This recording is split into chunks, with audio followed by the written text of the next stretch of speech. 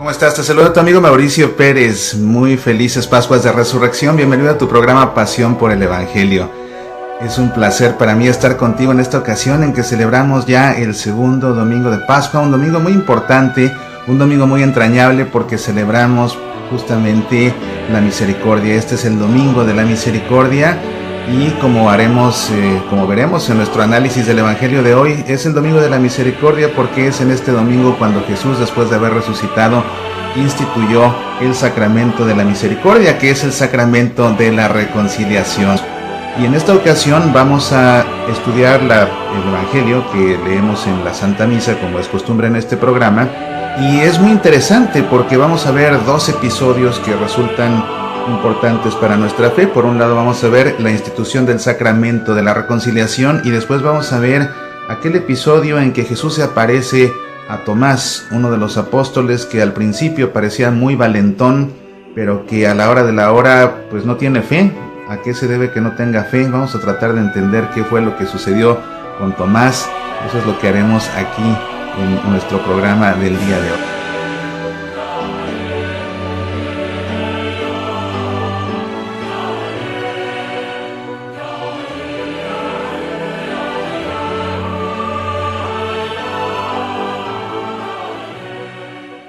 Quisiera en esta ocasión invitarte a que leas este libro que escribí. Entre todos los libros que he escrito, este es uno muy entrañable para mí. Se llama Por los Caminos de la Fe. Es un libro que puedes encontrar en amazon.com o que puedes encontrar a través de nuestro sitio semillasparalavida.org. Lo encuentras en edición digital, en ebook, y lo encuentras también en edición impresa. Amazon te lo lleva hasta la puerta de tu casa o lo puedes descargar para disfrutar su lectura. En este tiempo de Pascua creo que será una buena lectura recorrer los caminos de la fe siguiendo las páginas de este libro. Puedes encontrar también en Amazon y en nuestro sitio semillasparalavida.org los demás libros que he escrito, siempre con un afán de ayudarte a que aprendas, a que medites y a que te apasiones por nuestra fe. Sin mayor preámbulo, te invito como siempre a que primero hagamos la lectura del Evangelio, después a que hagamos el análisis bíblico y que finalmente terminemos con una oración. Vamos entonces a leer lo que dice el Evangelio que está tomado en esta misa del Evangelio según San Juan, y para ello vamos a ponernos como siempre primero en presencia del Padre y del Hijo y del Espíritu Santo. Amén. El Evangelio dice lo siguiente: al atardecer del primer día de la semana, los discípulos se encontraban con las puertas cerradas por temor a los judíos. Entonces llegó Jesús y poniéndose en medio de ellos les dijo: la paz esté con ustedes. Mientras decía esto, les mostró sus manos y su costado. Los discípulos se llenaron de alegría cuando vieron al Señor. Jesús les dijo de nuevo: la paz esté con ustedes. Como el Padre me envió a mí, yo también los envío a ustedes.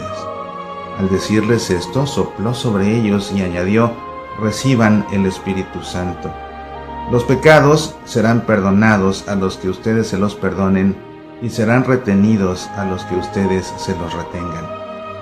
Tomás, uno de los 12, de sobrenombre el Mellizo, no estaba con ellos cuando llegó Jesús. Los otros discípulos le dijeron: hemos visto al Señor. Él les respondió: si no veo la marca de los clavos en sus manos, si no pongo el dedo en el lugar de los clavos y la mano en su costado, no lo creeré. 8 días más tarde, estaban de nuevo los discípulos reunidos en la casa, y estaba con ellos Tomás. Entonces apareció Jesús, estando cerradas las puertas. Se puso en medio de ellos y les dijo: la paz esté con ustedes. Luego dijo a Tomás: trae aquí tu dedo, aquí están mis manos, acerca tu mano, métela en mi costado. En adelante no seas incrédulo, sino hombre de fe. Tomás respondió: Señor mío y Dios mío. Jesús le dijo: ahora crees porque me has visto, felices los que creen sin haber visto. Jesús realizó además muchos otros signos en presencia de sus discípulos que no se encuentran relatados en este libro. Estos han sido escritos para que ustedes crean que Jesús es el Mesías, el Hijo de Dios, y creyendo tengan vida en su nombre. Pues bien, esta es la lectura del Evangelio de este segundo domingo de Pascua, domingo de la misericordia.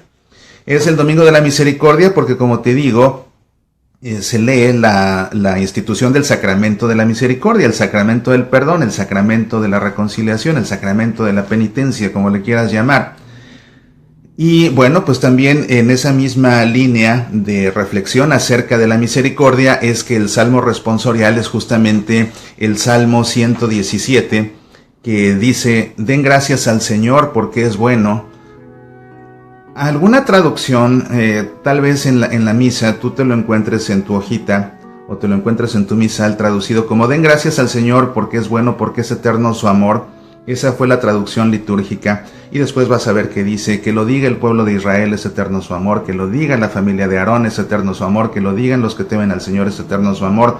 Den gracias al Señor porque es bueno, porque es eterno su amor, dirá la antífona que repetiremos. Sin embargo, realmente la palabra original de este salmo, más específico que amor, se refiere a misericordia. Entonces el salmo realmente lo que dice es: den gracias al Señor porque Él es bueno, porque es eterna su misericordia.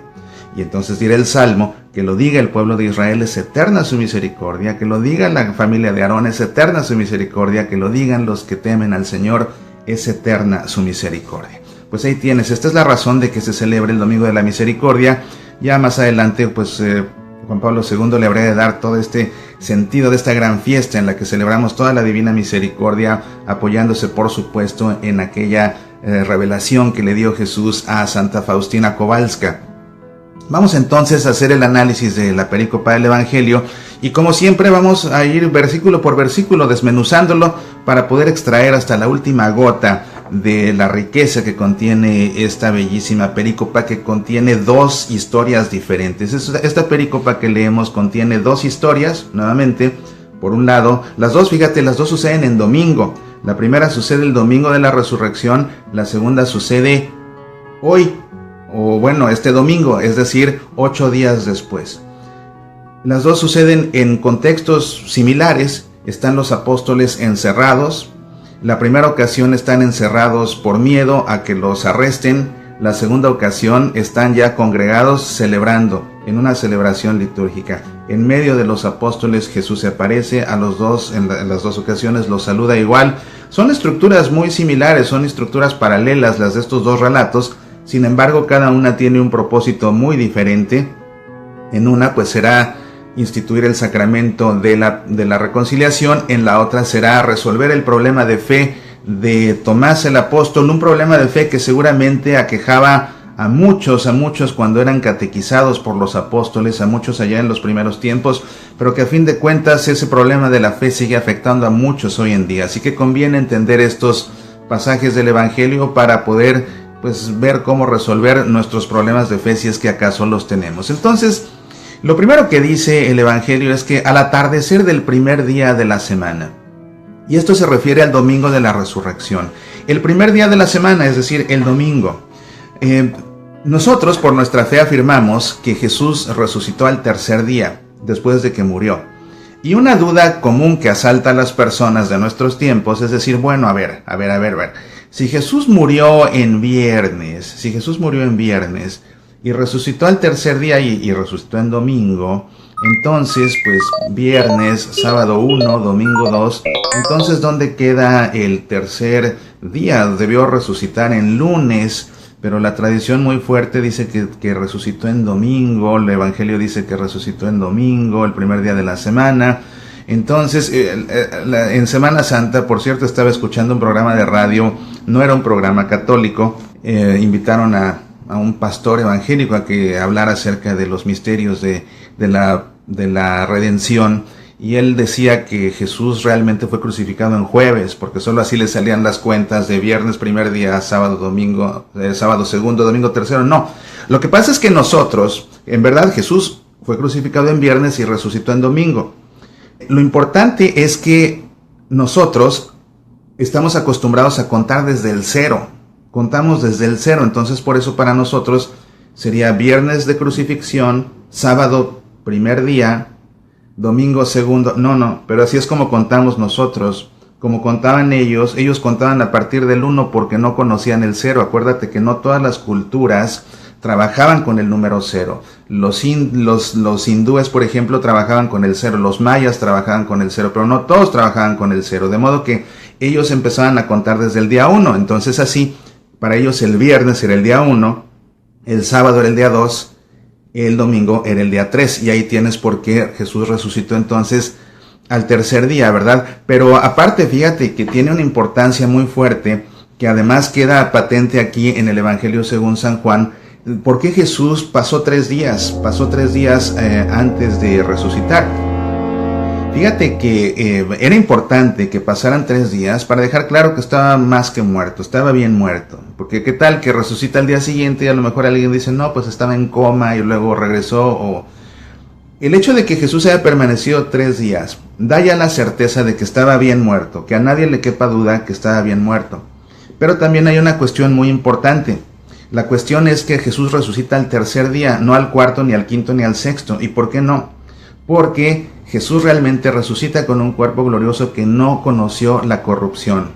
Y cuando empezaba a corromperse el cuerpo de un difunto, comenzaba a corromperse al cuarto día. ¿Te acuerdas que aquí también en el Evangelio según San Juan, antes de Semana Santa, habíamos leído la pericopa de la resurrección de Lázaro?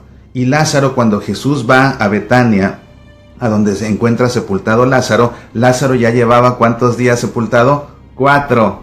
Y entonces por eso decían que porque llevaba 4 días sepultado, ya olía mal, es decir, ya se estaba empezando a descomponer, ya se estaba corrompiendo su cadáver. En el caso de Jesús, precisamente porque para no conocer la corrupción, es que permanece solamente 3 días aquí. Incluso Juan lo enfatiza, porque cuando Nicodemo trae una cantidad exagerada de mirra y aloe para ungir a Jesús, bueno, pues una de las razones por las que se embalsamaba Jesús con mirra y aloe era precisamente, y sobre todo con una cantidad tan exagerada como la que trajo Nicodemo, era precisamente para que no se corrompiera el cuerpo. Y al ponerle esa cantidad tan exagerada, además de que era algo que era una manera de decir es un rey, ve el programa para que veas por qué.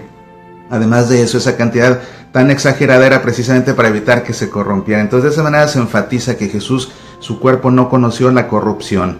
Permaneció muerto, bien muerto, pero solo 3 días antes de empezar a corromperse, y además estaba exageradamente ungido con esta mirra y este aloe que había traído Nicodemo en forma de polvo. Bueno, después dice el Evangelio, los discípulos se encontraban con las puertas cerradas por temor a los judíos. Este tema de las puertas cerradas es importante. En los 2 episodios, cuando Jesús se aparece, las puertas están cerradas. ¿Eso qué significa? Bueno, en el primer caso estaban cerrados por temor a los judíos, pero el hecho de que se enfatice una y otra vez que la puerta estaba cerrada y Jesús se apareció, es para decir que Jesús no abrió la puerta y se metió, es decir, Jesús atravesó la puerta cerrada. Esto es importante para destacar que el cuerpo de Jesús resucitado, su cuerpo glorioso, ya no tiene las mismas características que su cuerpo meramente material en su vida temporal. Entonces esa es la cuestión de que se enfatice que la puerta estaba cerrada. Entonces llegó Jesús y poniéndose en medio de ellos les dijo, la paz esté con ustedes. Fíjate cómo llega Jesús y no se coloca al frente de todos ellos, como presidiendo ahí. No, se coloca en medio, y eso es un gesto de comunión hermoso, que Jesús se aparece y sigue siendo el Dios con nosotros, sigue siendo el que puso su morada entre nosotros, sigue siendo el Emmanuel, ese Dios que está ahí en medio de nosotros, no está encima, no está enfrente, está en medio, y es precioso. Las 2 ocasiones precisamente entra Jesús, se aparece en medio de ellos, en ese gesto de comunidad, de comunión, en esa expresión patente de que incluso después de resucitado, fíjate, después de resucitado sigue siendo el Emmanuel, el Dios con nosotros, y lo saluda con el tradicional saludo de los judíos, Shalom Aleichem, que la paz sea con ustedes. Pero fíjate que esta palabra Shalom, que nosotros traducimos como paz, y que incluso nos hemos apropiado de este saludo desde un punto de vista litúrgico, porque en la Santa Misa nosotros también pues nos damos un saludo de paz. Y por cierto, cuando nos damos el saludo de paz, ¿qué es lo que decimos? Este es el saludo realmente. La gente le compone y dice cosas que no. El saludo es este, que la paz sea contigo. Shalom Aleichem, que la paz sea contigo, es eso. Así es la fórmula, es así, que la paz sea contigo. Hay gente que solo dice la paz, la paz, la paz. No es la paz, es que la paz sea contigo. Es un deseo de que la paz sea contigo precisamente. Y esa paz, ese shalom, no se refiere solamente a la paz. Realmente la palabra shalom es una palabra preciosa porque tiene una dimensión muy profunda. La paz significaba, o el shalom, nosotros cuando pensamos en paz, pensamos en ausencia de conflicto, ¿no? Que tengas paz, pues que no tengas conflictos. Shalom ciertamente que significaba paz, pero esa paz significaba al mismo tiempo, significaba prosperidad en abundancia, significaba una salud plena, significaba un bienestar absoluto, significaba alegría y felicidad. Entonces cuando tú le deseas shalom a alguien en la misa, cuando le deseas a alguien la paz, que la paz sea contigo, lo que le estás deseando es todo eso, que no haya conflictos en tu vida, que tengas prosperidad en abundancia, que tengas una salud plena y que tengas alegría y felicidad, es decir, un bienestar total. Eso es lo que significa la palabra shalom. Así que, bueno, pues ahora ya lo sabes, la próxima vez en la misa que a alguien le desees la paz, eso es lo que le estás deseando, todo eso, es decir, todo el bien de los bienes, el mejor de los bienes, es lo que te deseo de todo corazón. Eso es lo que significa este preciosísimo saludo, Shalom Aleichem, que fue con el que Jesús saludó a los apóstoles, que en este caso eran solamente 10, fíjate, de los 12 que tenía ya nada más le quedaban 10, porque Judas el Iscariote ya se había suicidado, y no estaba Tomás, como vamos a ver aquí. Dice el Evangelio, mientras decía esto, les mostró sus manos y su costado. Se los muestra para que vean que es Él al que crucificaron y que ahí está. Pero es importante porque se presenta un Cristo resucitado, pero un Cristo resucitado que fue crucificado. Fíjate que no es ocioso el hecho de que Jesús les muestre las manos y el costado cuando está resucitado, es decir, no puede uno disociar la resurrección de la crucifixión. Para que haya resurrección, tuvo que haber una crucifixión primero. Jesús tuvo que morir. Incluso después de resucitado, fíjate cómo Jesús no deja en el olvido aquella ignominia de la cruz. No, como que orgullosamente la muestra, soy yo, el Cristo resucitado, pues aquí estoy vivo. Es como un canto de victoria. Miren, me traspasaron, pero estoy vivo.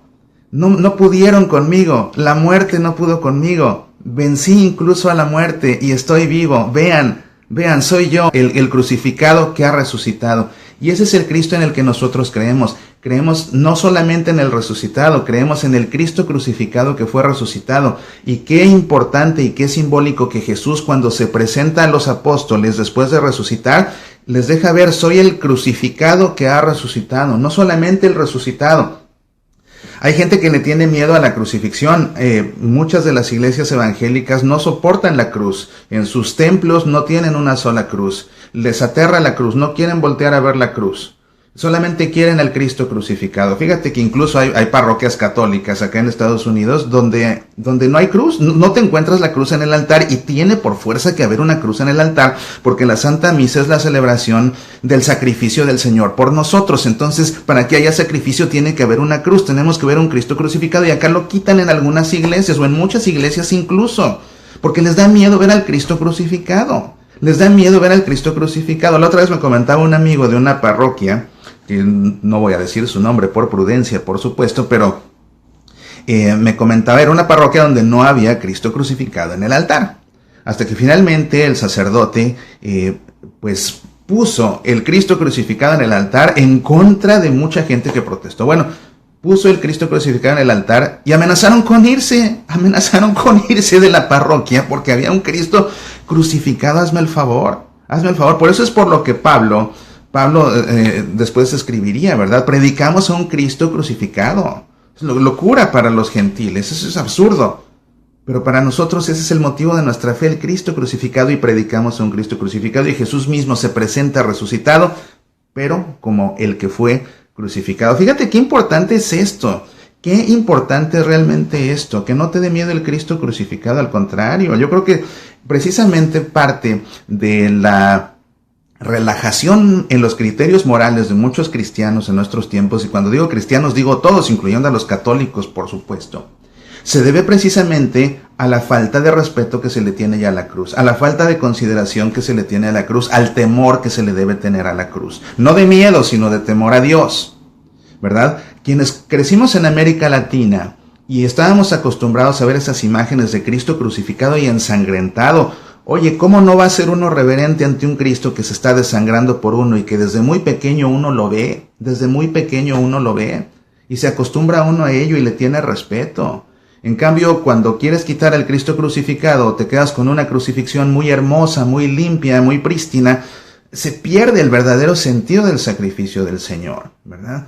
En fin, creo que es importante enfatizar esto y sobre todo partiendo de la base de que Jesús mismo se muestra resucitado, pero dejando claro que es el crucificado que ha resucitado. Vamos a continuar con el Evangelio. Mientras decía esto, les mostró sus manos y su costado. Los discípulos se llenaron de alegría cuando vieron al Señor. Jesús les dijo de nuevo: la paz esté con ustedes. Como el Padre me envió a mí, yo también los envío a ustedes. Y es por lo que se llaman apóstoles, porque apostoloi en griego significa enviados. ¿Enviados a qué? Pues a una misión, pero aquí Jesús les va a dar un envío muy concreto, los va a enviar precisamente a transmitir a todo el mundo la misericordia de su Padre, dándoles la potestad de perdonar los pecados, y vamos a ver que es aquí cuando Jesús instituye el sacramento de la reconciliación.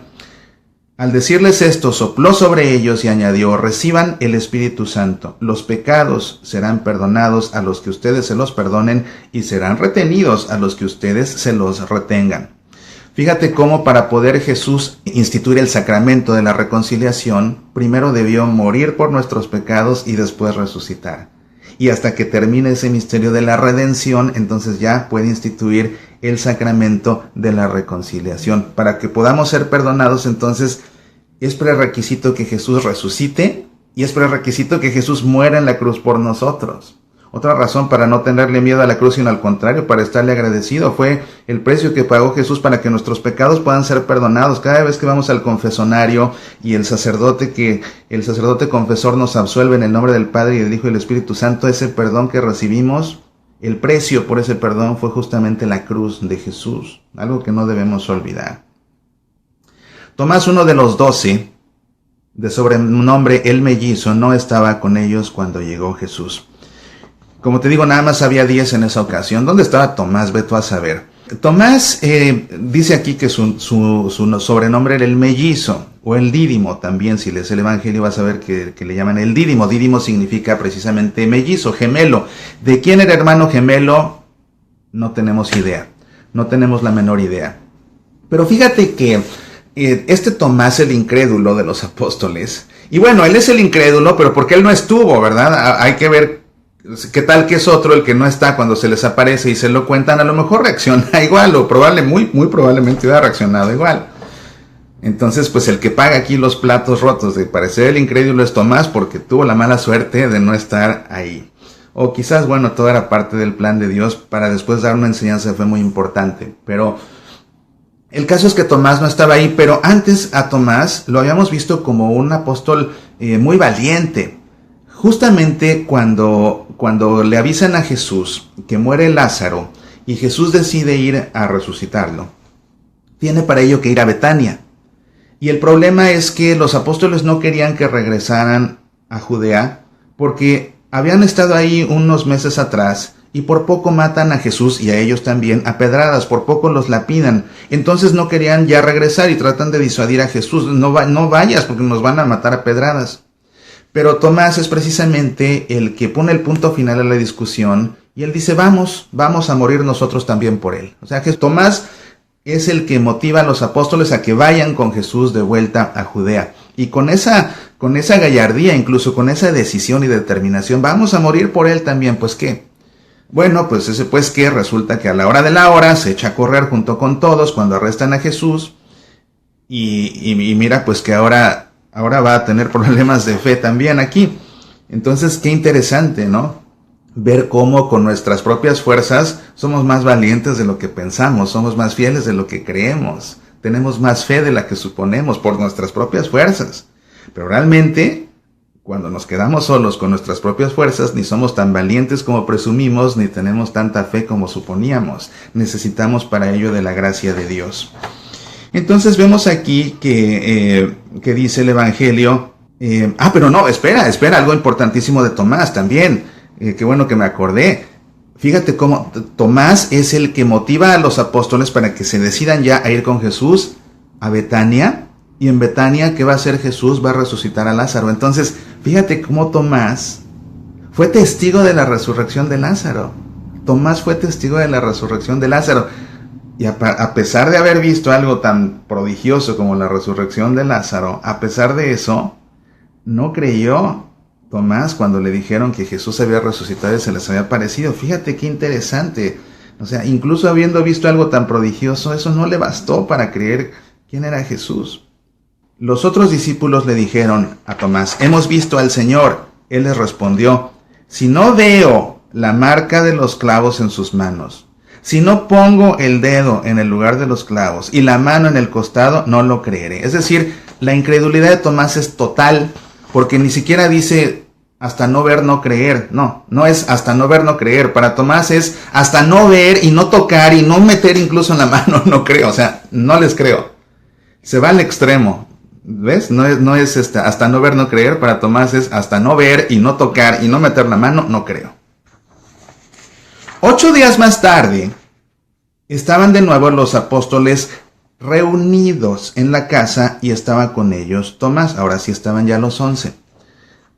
Fíjate, 8 días después, es decir, al domingo siguiente de la resurrección, es decir, este domingo litúrgicamente que estamos celebrando. Es la razón de que esta pericopa del Evangelio la leemos precisamente ahora, en este segundo domingo de Pascua, porque esto sucedió 8 días después.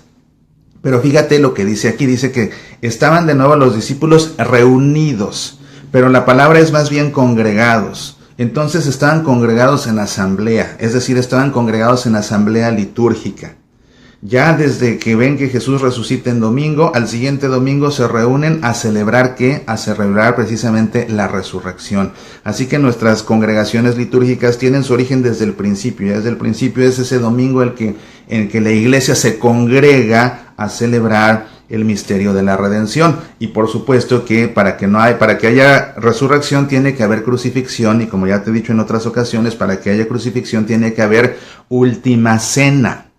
¿Por qué? Porque en la última cena es donde al comer el cuerpo de Cristo y beber su sangre entramos en comunión con Él, para que ya ahora sí, estando en comunión con Él, Jesús pueda morir por nosotros y luego pueda resucitar para que nosotros resucitemos. De otra manera va solo. La única manera de poder representarnos es estando en comunión, y para ello se necesita sentarnos a la mesa de la última cena. Entonces todo el misterio de la redención va de la mano, van los 3 episodios juntos. Por eso en la Semana Santa, en el Triduo, celebramos un misterio desdoblado como un tríptico en 3 episodios. Jueves Santo, la institución de la Eucaristía, la cena del Señor. Viernes, la muerte de Jesús, y después el domingo, la resurrección. Todo es parte de este misterio de la redención. Y aquí vemos ya cómo entonces lo que están haciendo los apóstoles es estar congregados, pero congregados de una manera litúrgica, celebrando todo este misterio.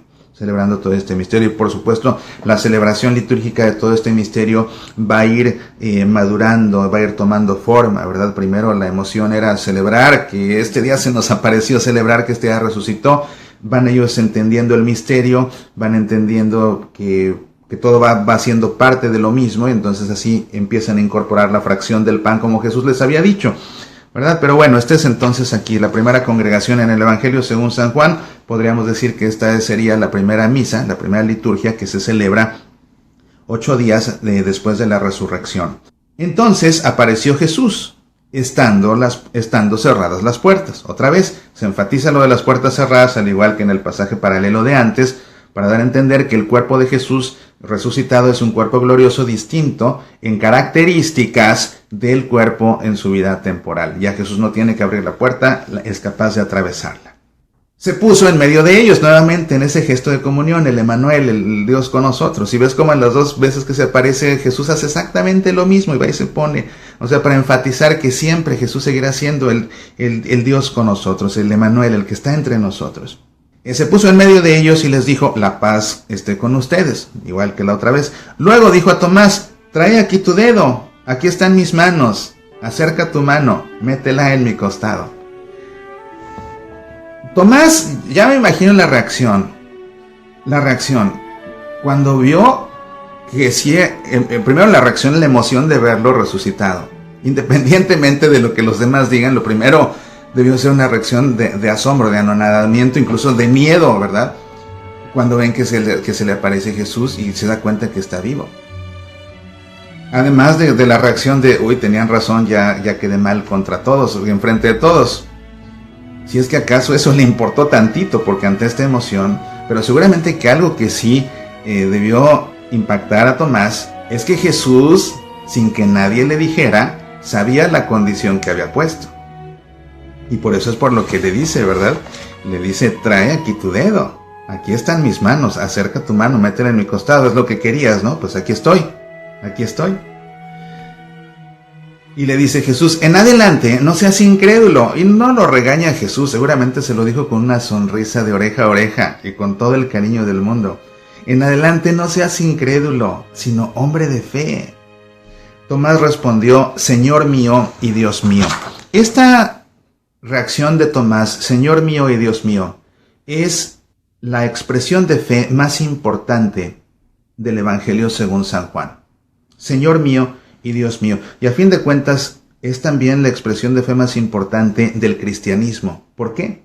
Porque lo que se está afirmando es precisamente el reconocer que Jesús es nuestro Señor y es nuestro Dios.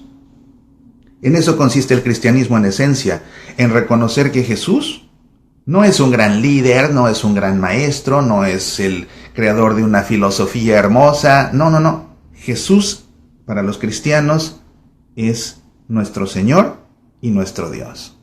Nuestro Señor y nuestro Dios.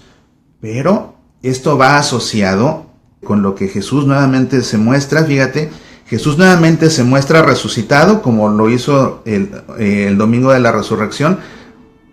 Se muestra resucitado, pero se muestra como el crucificado que ha resucitado. La otra vez, fíjate cómo a los apóstoles, que se les apareció primero a los otros 10, él mismo, antes que nadie diga nada, él mismo les muestra las manos y el costado. Les dice, miren mis manos, soy yo. En este caso Jesús vuelve a hacerlo. Ahora con Tomás, Tomás, soy yo, aquí estoy. O sea, Jesús está haciendo lo mismo que hizo con los otros.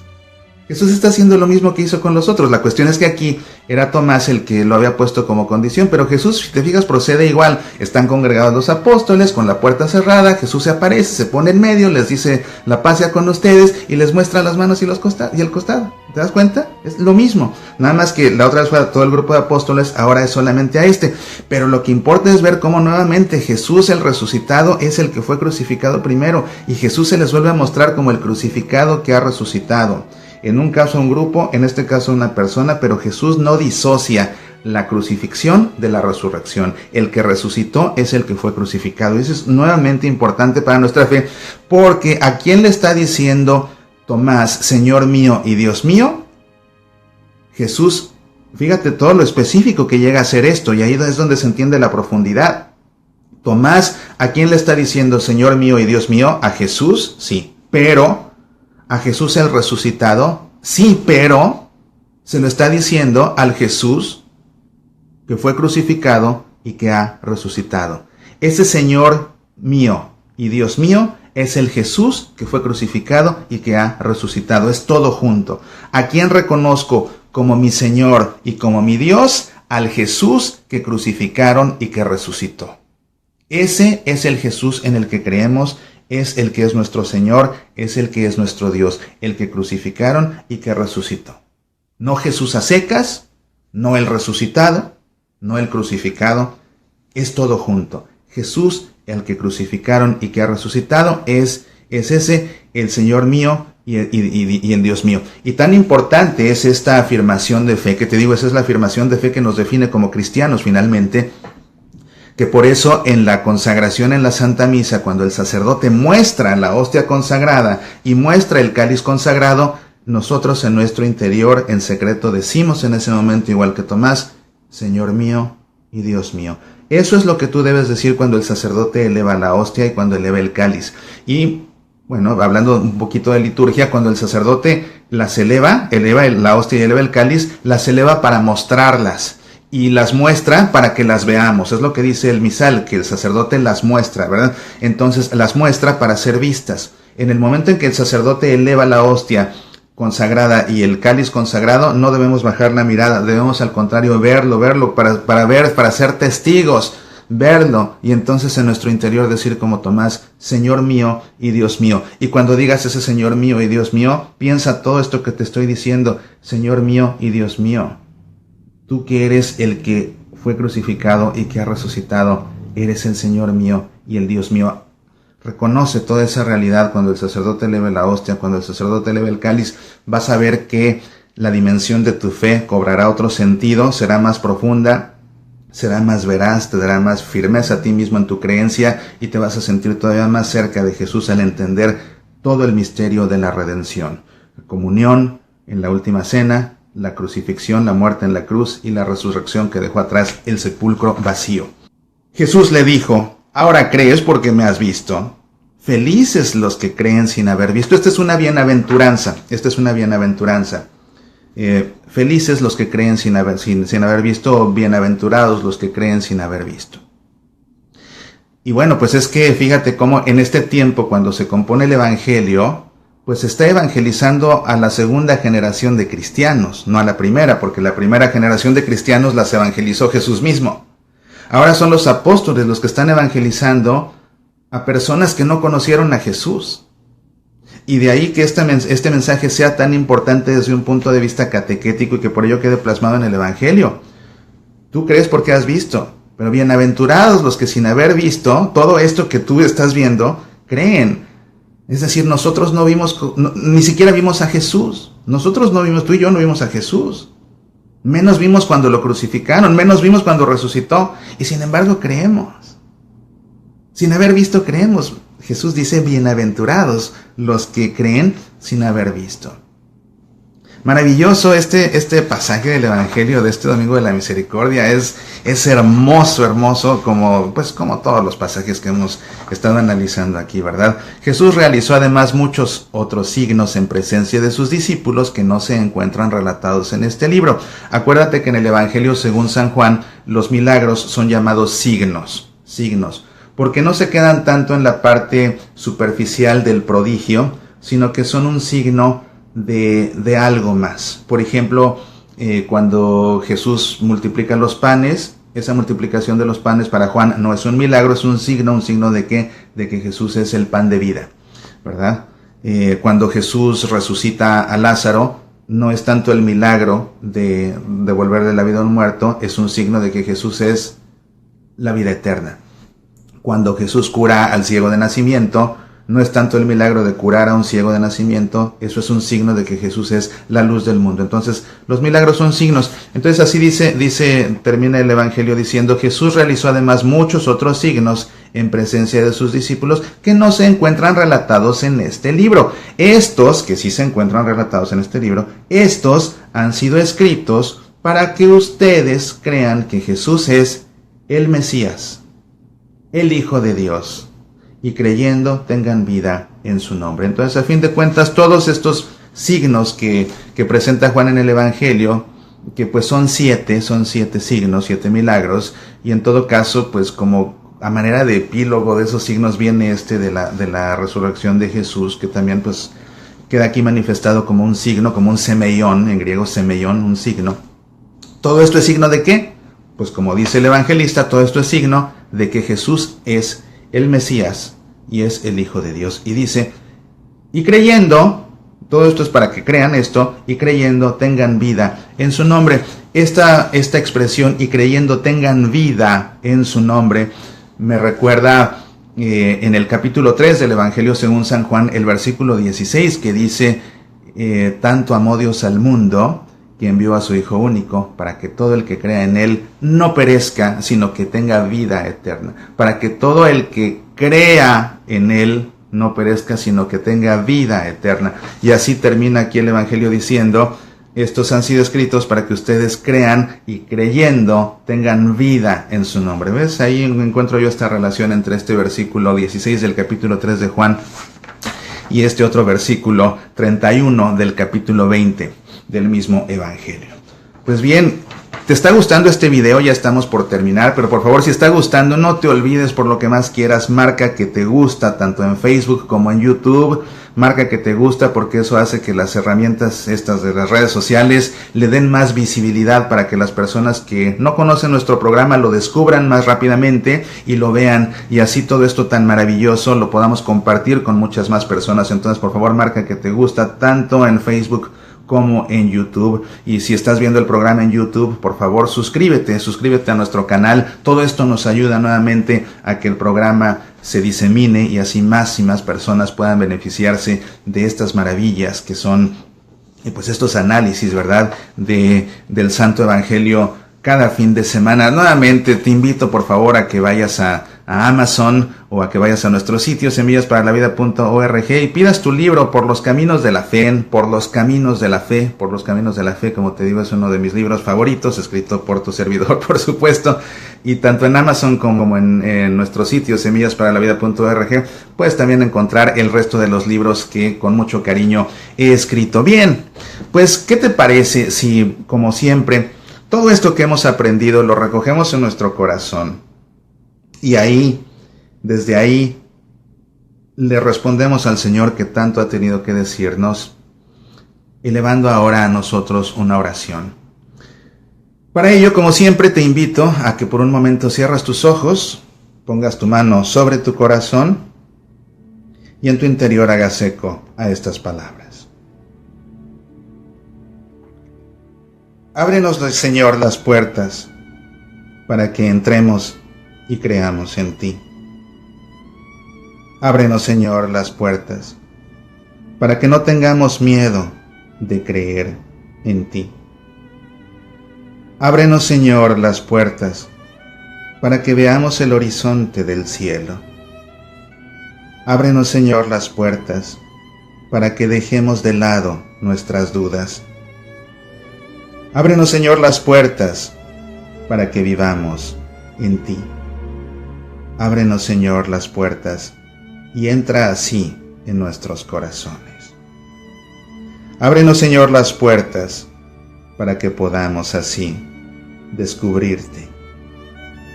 Ábrenos, Señor, las puertas para que vivamos en tu vida eterna. Ábrenos, Señor, las puertas para que no pidamos pruebas de tu existencia. Ábrenos, Señor, las puertas y viviremos con alegría nuestra fe. Amén. En el nombre del Padre, y del Hijo, y del Espíritu Santo. Amén.